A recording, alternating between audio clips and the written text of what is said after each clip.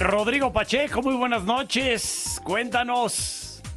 Mi querido Esteban, con mucho gusto de saludarte en esta tarde con dos temas importantes que tienen que ver con el tipo de cambio, con lo atractivo de México, que ayer lo platicábamos en este índice de confianza de Kearney, en donde México pues ya apareció en la posición 21, lo cual es positivo, pero la otra, pues la fortaleza del peso hoy nuevamente está relativamente fuerte, ya se depreció un poco, pero está en 16,60, prácticamente lo estamos viendo en niveles pre-Trump.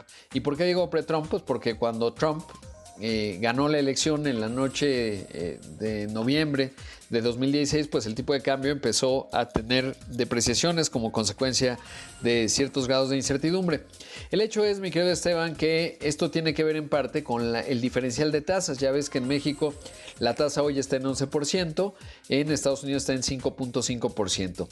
Y es que el Banco de México publica las minutas en donde queda retratado pues qué están viendo los banqueros centrales y qué discutieron. Y ahí lo interesante es la opinión de Irene Espinosa, que es una de las 5 personas que conforman la Junta de Gobierno. Y ella pues no estuvo a favor de reducir la tasa en 25 puntos base, dijo que se debería quedar donde está y citó 3 aspectos que son clave y que hay una buena parte del análisis económico que coincide con ella. Y es que dice que la política monetaria, además del reto, digamos, del proceso inflacionario global del cual pues empezamos a vivir a mediados de 2021 y sigue hasta ahora, aunque va disminuyendo la inflación, dice que adicional a ello hay presiones provenientes de los incrementos salariales, por supuesto se refiere a lo que ya va acumulando el salario mínimo, y además de una política fiscal expansiva para conducir la inflación a la meta del 3%.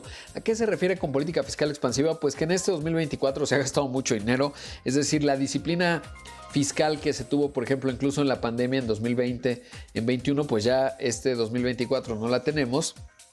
Y eso, por supuesto, pues por un lado porque están las obras emblemáticas que se sigue invirtiendo mucho.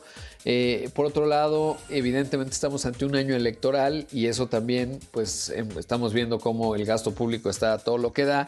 Y un tercer componente, te diría, pues que está vinculado al año electoral, pues lo que hemos visto en términos de la pensión universal de adultos mayores, que tiene obviamente cierta lógica, pero no discrimina entre adultos mayores que son de clase media o clase media alta o incluso alta y adultos mayores que lo necesitan, más que lo necesitan, ¿no? Pensemos pues las zonas más pobres del país, una persona de la tercera edad en la Sierra de Guerrero, en Oaxaca, también en la sierra o en las montañas en Chiapas, pues ahí sí sería mejor tener un tejido más fino en ello. Pero bueno, ese es el asunto. Y dice ella, Irene, que adicional a ello, el mercado espera que la inflación sea mayor a los pronósticos que tiene el propio Banco de México y dice es prematuro iniciar la reducción de la restricción.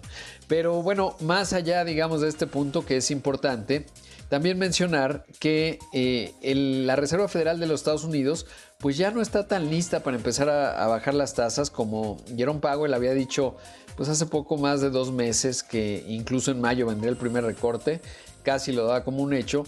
Y ahora vemos que en el Fed, el Banco Central de los Estados Unidos, que allá hay distintas Fed regionales y todas ellas en conjunto conforman el Comité de Mercados Abiertos, pues la Fed de Atlanta ya dijo que a lo mejor no tendría que haber tantos recortes. Había dicho Jerome Powell, su presidente, que 3 este año, y dice la Fed de Atlanta, momento, no tantos.